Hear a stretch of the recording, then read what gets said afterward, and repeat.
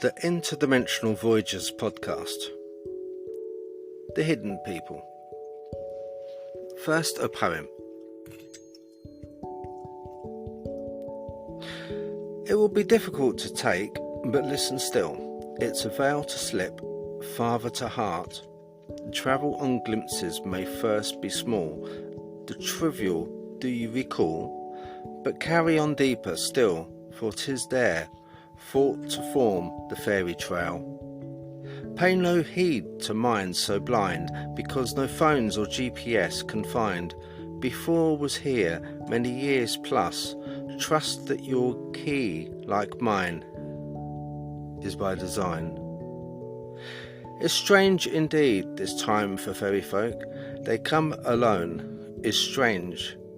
They come as you or I can perceive, for troubled we are, we want and wear, those beasts do bear the same insight for ages past, and age to come, more like us can they become. We cannot decide all that we see, to be lest it is but from them do they reside, you see. In shifting shape to be as us, or maybe just beast of lust to roam and feed on fear. Little we know of their intent, but to watch, to wait, observe in them a world within world of knowing, devoid of all things that matter unto them. Certain rules mark a change. Be careful, as quick-witted and knowing are these, the fairies able of the trees so firstly be coveted. O thy name, as if uttered, the forest folk will draw upon again and again.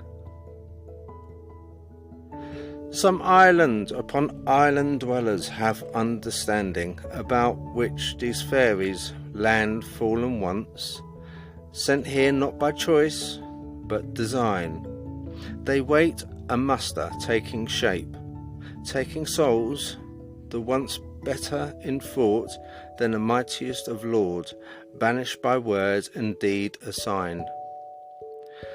6. The elements they aspire to master, earth, water, the mind and air.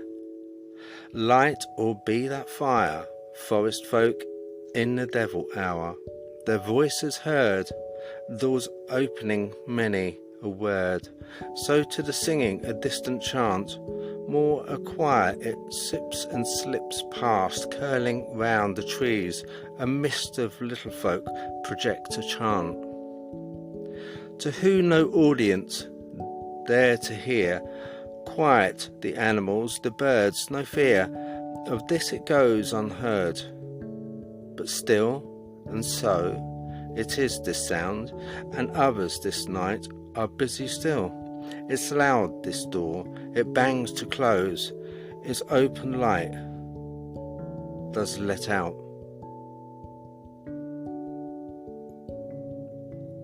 Sleep to the child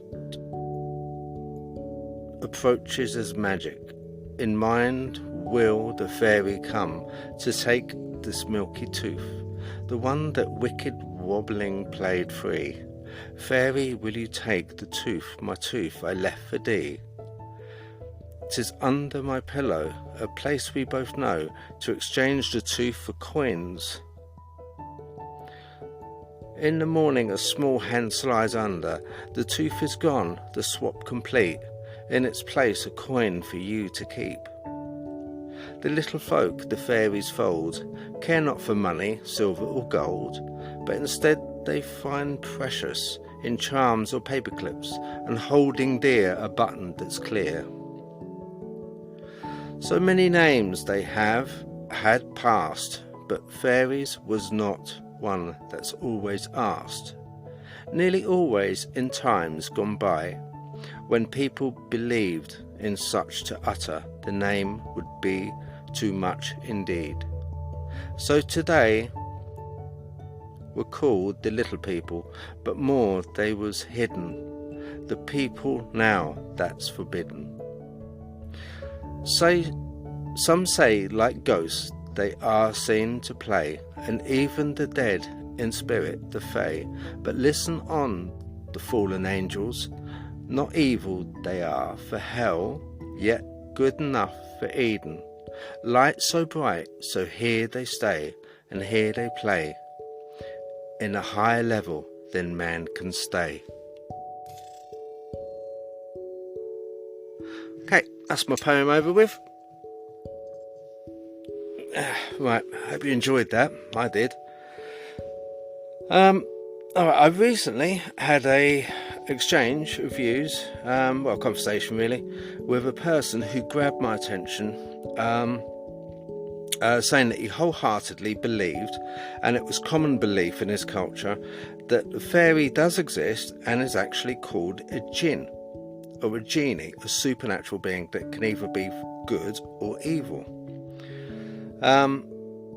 So let's delve deeper into the world of the Djinn. Predominantly in Arabic culture, they are portrayed as mischievous or tricksters. This again correlates with the fairy mythology. In the West, intriguingly, we will find more similarities. So, yeah, the Djinn, as we were talking about, and the Fae, which is one fraction of the fairy lore, they're quite mischievous and got quite a lot in common. Believers, disbelievers, misguided and guided, these are the different types of Djinn. The Quran also explains that the Djinn, like men, are a creation possessed of power and authority, and they, just like them, can choose between obedience, disobedience, faith and disbelief. There are quite a few remarkable similarities between the Djinn and our small people, or hidden ones, fairies, if you like.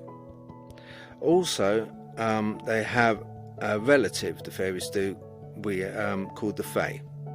I shall expand on the Fae as a separate entity to the fairy, as they share the same qualities, namely they reside in forests and they build structures and look similar, if a little larger, but like the Djinn have a darker side than the fairies do, basically. The Fae are much more mischievous,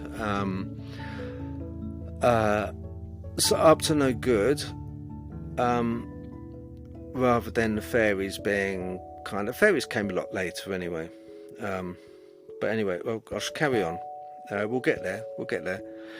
Fae are older in origin, meaning the term, and was used to encompass the old group of known forest dwellers, namely, okay, right, correct me if I'm wrong, you probably will, Tuatha Dé Danann, powerful magical spirits in Scots Gaelic, whereas Faerie is the more modern one, mistaken for pixies, small, harmless and mischievous. Nymphs are female nature spirits from Greek mythology. Satyrs, S-A-T-Y-R-S, satyrs, are their male counterparts. Generally, Fae spend much of their time luring humans into their world, either by creating changelings, human children taken from their homes, replaced with a sickly Fae child, or by enticing adult humans into their reveals. So really, the Fae are pretty bad lot, really. Taking children and adults as well, and then putting their own sickly kids in and saying, there you go, there's your kid. Not great, no. So the Fae of older are capable of transformation or transfiguration, and more prone for ill intent than their fairy counterparts, who are known to be curious but benevolent, and like the old folklore stories, can be kind or mischievous in equal parts. but have no ill intent towards humans or animals. They also look like us, but smaller and have wings. Other than that, they look like us. So Djinn and Fae are able to look like us. They are also known in folklore as well as taking children or people away to the realm. They are able to replace children taken with replacement children that look alike but have black eyes and are socially quite quiet, almost far away in thought. Just not quite there. I guess you'd notice, really, but then probably wouldn't. It depends on the age of them. If they're teenagers, you probably wouldn't notice. Again, this is folklore, but accounts in recent times for fairies.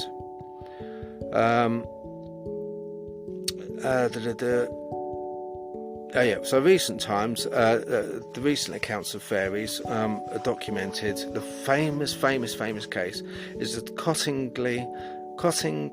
Cottingley Faeries. Okay, 2 girls it was.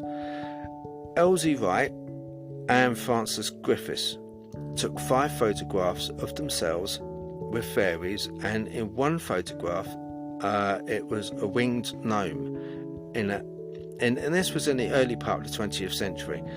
Interestingly, the photographs were analysed for authenticity by 3 separate experts.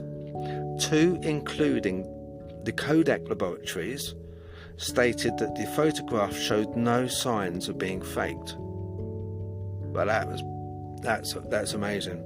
I mean, really. Although Kodak declined a certificate of authenticity, intriguingly. So, from what I've also read, it was a case that Kodak, they had a really good name for themselves, didn't want to put their name to maybe a legitimate photograph that they couldn't disprove that proved the existence of fairies.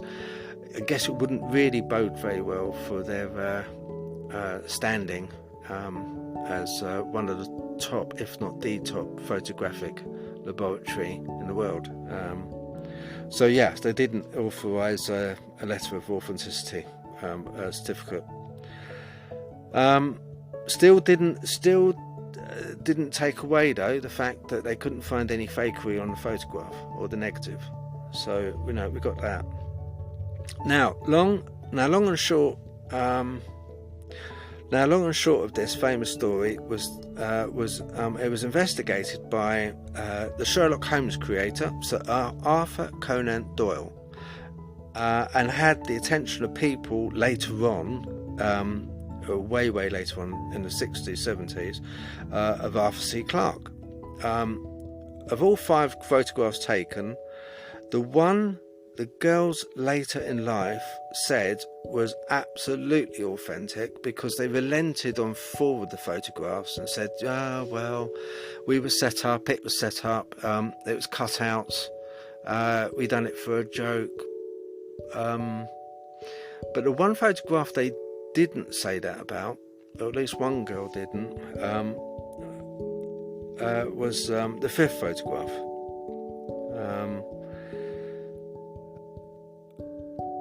Right, number 5, that photograph, the fairies in the sun. Frances claims that the girls were not prepared, didn't prepare for that photograph. So basically, with no cutout images of fairies or anything like that going on. Prior to taking this photo, so she looked around, saw these fairies making a sort of nest and sunbathing, aimed her camera and took the photo. And you know what people have said, it's a double exposure. That's what people have said. But I've looked at the photo closely, and if it was a double exposure, where it was taken was like in amongst long grasses and flowers. It's very odd to me that if it was a double exposure, then there would be no distortion at all of the long grasses. very thin stems coming up like that, there would be a shadow to them. There would be a double of them, but I didn't see any of that. So I think the girls are right. I don't think it's a double exposure. I'll explain the photos. There was 3 figures in it, clearly seen, wearing thin white veiled shawls. One of these figures to the right had long dark hair. She looked to be holding something, could have been a little flower. She was side profile on, you can see her face quite clearly. So too her body, the outline of her body, through the very thin material of her cloak or dress, but it was a sort of white type of dress. The figure in the middle is standing with her back to the camera. It looks as if she has one arm aloft and the other picking a flower or something. The third and final figure in the picture to the left is also side on, and also seems blissfully unaware that the camera's there. She was busy tending to some shrubs or doing something. They all have wings that are semi-transparent, and the area of the bushes around them are a swirl, bent over. Now, the girl said that it looked like a nest, and it does. I've noticed the same type of nest before in forests and woods. It's like almost like a crop circle where the grasses are bent over in one direction, but it's swirled round, almost like a walnut whip swirling. I've seen those type of nests before. I've never really attributed them to fairies, but anyway, yeah. This photograph number 5 was taken by chance and was always said to be true and honest capture. Looking at the photo and past experiences, I've got to agree. I think this is right. There's many stories, quite recent ones, about people witnessing fairies. I myself had a follower who sent me a photo of some flowers in his garden, saying to me, just look closer. I couldn't see anything on there first. As I looked closer, yes, to my surprise, a small yellow clothed lady with dark hair and small dark black boots with wings was sitting on the flower. I asked if they wanted to investigate further, but they didn't want to upset the fairies in their garden. Now, that is the power that they still hold even today, by people like us who have and live in a world of technology and instant communication. Yet something small, something not together tangible, a dream, folklore, a story, does have life if we believe. And that guy certainly does believe. Didn't want to bother them. So, are the Fae, at least, and the Djinn in another country? Basically, are they one of the same? I will have to say yes. Are they good or bad? I would say yes, annoyingly. To sit on the fence, yeah, I'd say they're both basically the same entity. Do they live in another realm? Again, yes. I think so, they do. I have heard strange sounds myself at night, recorded them as well. On another podcast, machinery in the forest, doors closing in the middle of the forest at 3 a.m, really odd sounds. Together with archways, bent over, lean overs with trees, branches, leans. Also tested different areas for electromagnetic fluctuations of K2 meters, and detected high rates of that. So yeah, I reckon, yeah, there's portals and they come in and out. Could they be blamed for sightings of dogmen? I would also say yes, possibly. The Djinn can shape change. Shape-shifting is accepted now quite a bit with Dogman lore. Now there is 3 different types of Dogman, so I would say type 3, type 2, the more upright, bipedal, larger Dogmen. The ones that, if you like, have human body but dog face, yes, I think definitely they probably would. Years ago they would have been called werewolves, but we know how they change.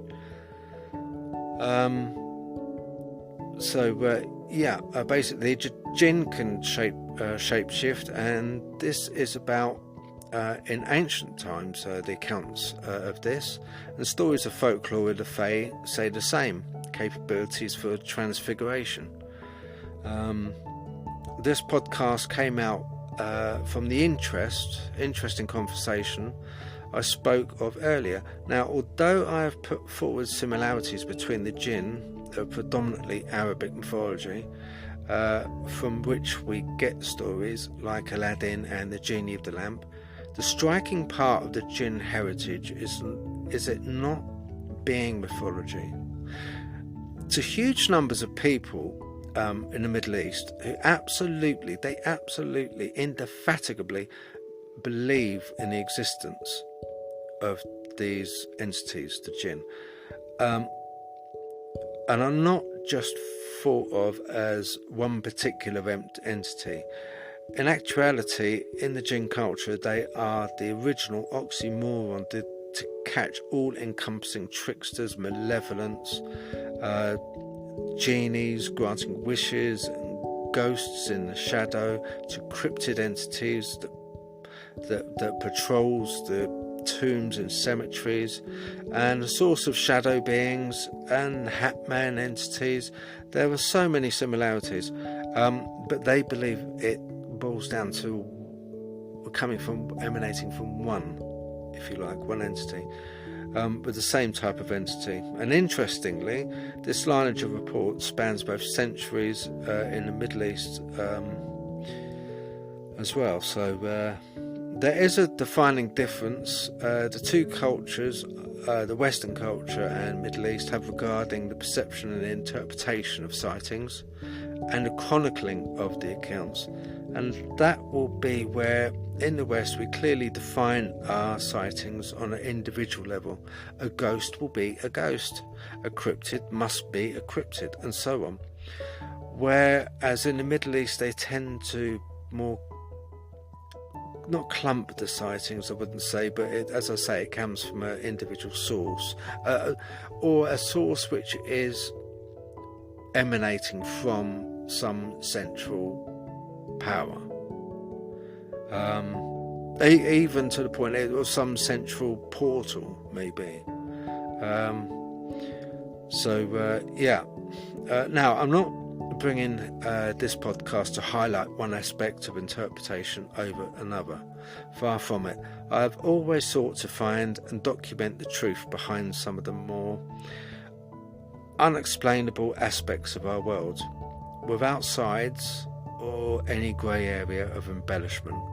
I don't fluff things up, I just say it as it is, and also on my videos I don't put in what isn't there, basically. To close, I will point out that as we travel slowly down this path of the unexplained phenomena, patterns are starting to appear. Like patterns in the religions of the world have common factors, sometimes told differently, but still the same. Events have happened. I won't go down that rabbit hole just now, but I will say that I, as well as an army of investigators from all the Djinnirs, have started to merge, to bleed over from one another, different, from ghosts to shadow beings. We're starting to find threads which connect them all, basically. Dogman, my personal topic of choice, is now showing a hot topic as well. So too is Sasquatch as well, the Squatch, in being connected to religion, namely the origins of them being Nephilim in origin. This is something 10 years ago would be laughed at, but here we are openly discussing the possibility today.